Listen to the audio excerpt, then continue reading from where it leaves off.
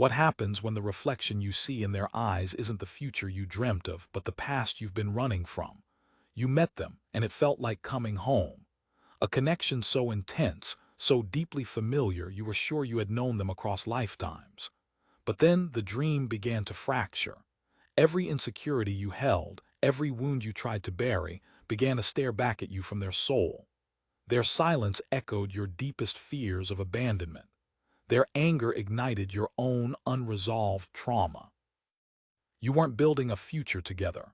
You were reenacting the past, two broken mirrors endlessly reflecting each other's pain. This is the story of a love that felt destined but became a battlefield of shadows. And it's here, in this painful reflection, that the most profound healing is waiting to be born. Stay with me as we uncover why some soulmates arrive not to build your dreams, but to force you to face your wounds. The soft glow of a salt lamp cast long, dancing shadows across the room, illuminating dust motes that swirled like tiny galaxies in the still air. I used to find comfort in this light. Now, it just felt like it was exposing everything I tried to hide. Liam was asleep, his breathing a soft, rhythmic cadence that should have been soothing. Instead, every rise and fall of his chest felt like a tick of a clock, counting down the moments until our shared silence would once again be shattered by the unspoken things. We were a masterpiece of unspoken things. Our love story didn't begin with a fairy tale spark, but with a quiet, earth-shattering recognition. The first time I saw him across a crowded coffee shop, it wasn't his smile or the way his eyes crinkled at the corners that drew me in.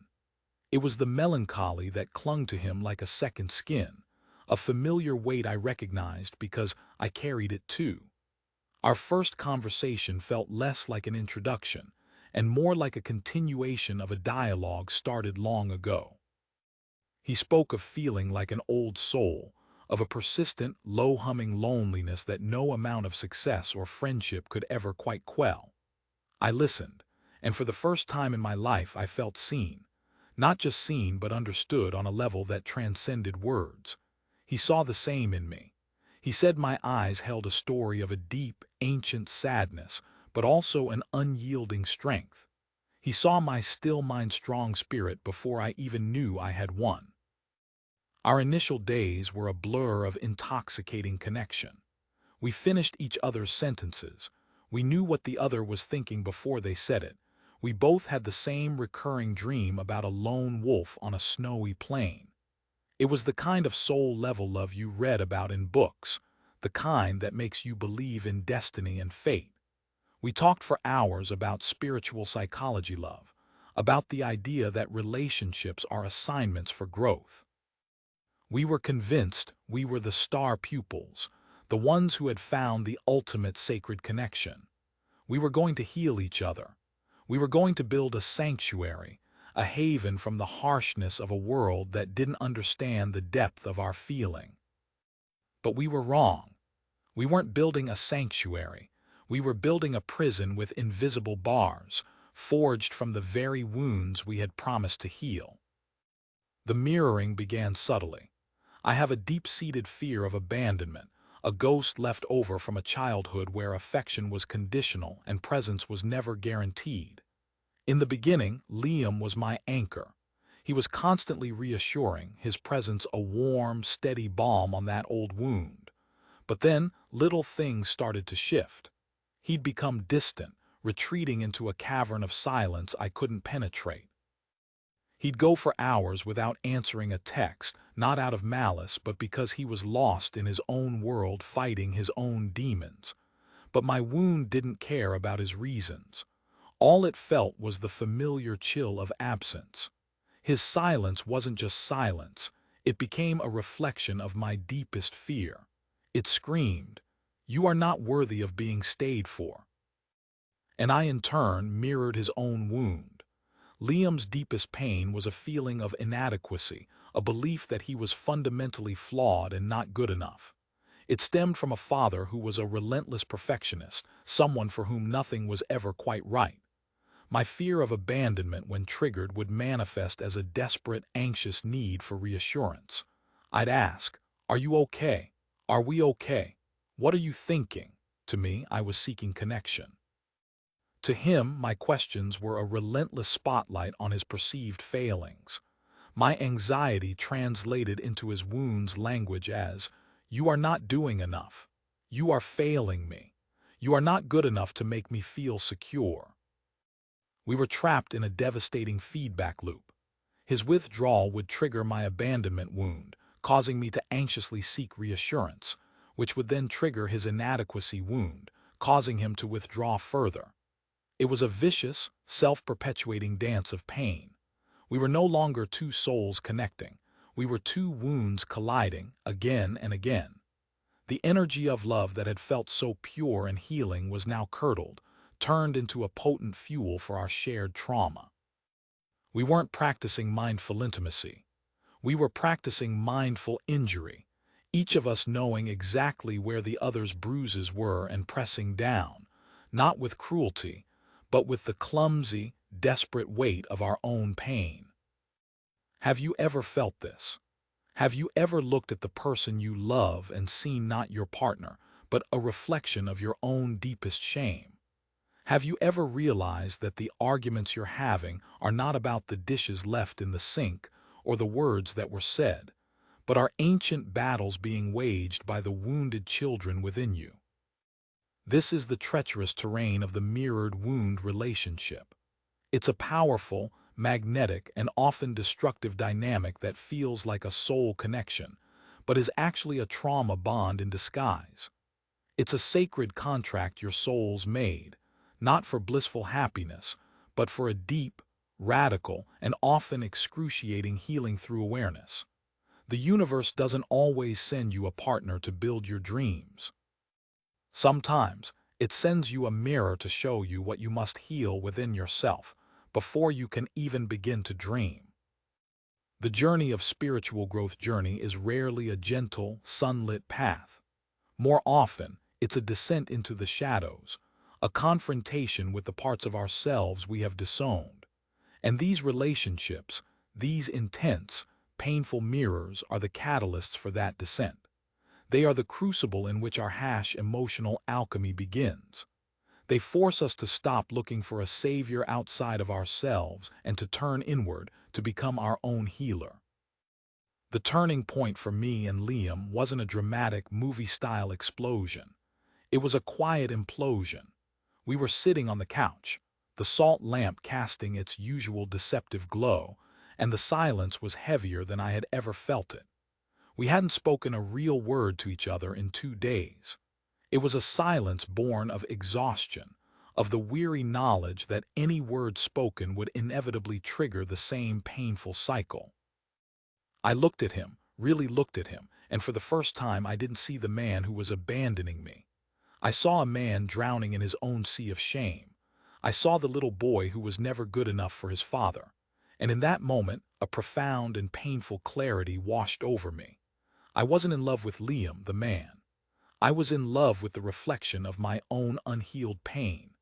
I was drawn to his wound because it was a familiar ache, a language my soul knew how to speak. And he, in turn, was not in love with me. He was in love with the opportunity to finally prove he could be enough for someone, a task he was doomed to fail because the validation he sought had to come from within. Our conscious relationship's journey had stalled before it even began, because we were both profoundly unconscious of the true nature of our connection. We were using each other as placeholders for the self-love we had yet to cultivate. Our relationship wasn't about the divine masculine-feminine coming into sacred union. It was about the wounded masculine and the wounded feminine reenacting their trauma, hoping for a different ending. This realization is the first, brutal, and absolutely necessary step. It's the moment you stop blaming your partner for being a flawed mirror and start asking yourself what the reflection is trying to show you. It's the moment you shift from, "Why are you doing this to me?" to, "What is this situation meant to teach me about myself?" This is the heart of self-worth healing. It's the understanding that no one can give you the security or validation you crave. The inner peace power you seek isn't found in another person's presence or approval. It's found in the radical act of turning toward your own wounds with compassion and understanding. How do we begin this process of transform your energy when we are caught in such a powerful dynamic? How do we stop the dance of the mirrored wounds? The first principle is radical self-responsibility. This is the understanding that your emotional reactions are yours and yours alone. Yes, your partner's behavior may be a trigger, but the gun is your own unhealed wound. When Liam would withdraw, the intense panic and fear of abandonment that flooded my system was not his fault. It was my history, my trauma, my responsibility to soothe. This doesn't excuse hurtful behavior, but it shifts the locus of control from them to you. Instead of demanding that they change to make you feel safe, you learn to make yourself feel safe, regardless of their actions. A practical application of this is to create a soothe and separate plan. When you feel that familiar trigger, that wave of reactive emotion, your first job is not to engage with your partner, but to engage with yourself. This means physically separating for a short period. Go to another room. Go for a walk. The key is to break the energetic circuit of the feedback loop. During this time, your sole focus is on self-soothing. This could be deep breathing, placing a hand on your heart and speaking comforting words to your inner child, journaling about the feelings that are coming up, or listening to calming music. The goal is to bring your nervous system out of a fight-or-flight state and back into a place of centeredness. It's about tending to the wounded part of you that is screaming for attention. You are essentially reparenting yourself in the moment, giving yourself the comfort and security you never received. The second principle is compassionate inquiry. Once you have soothed your immediate emotional reaction, you can begin to get curious about the story behind the trigger. What is the belief that this situation is activating? For me, when Liam was silent, the belief was, I am not important enough to be considered. I will always be left behind. This belief wasn't created by Liam. It was created in my childhood. Liam was just the actor playing the role in the current scene of a very old play. A powerful practice here is to ask yourself a series of reflective questions. What am I really afraid of right now?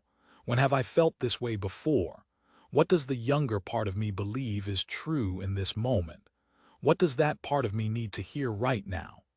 This isn't about intellectual analysis. It's about dropping into your body and feeling the emotional truth of the answer.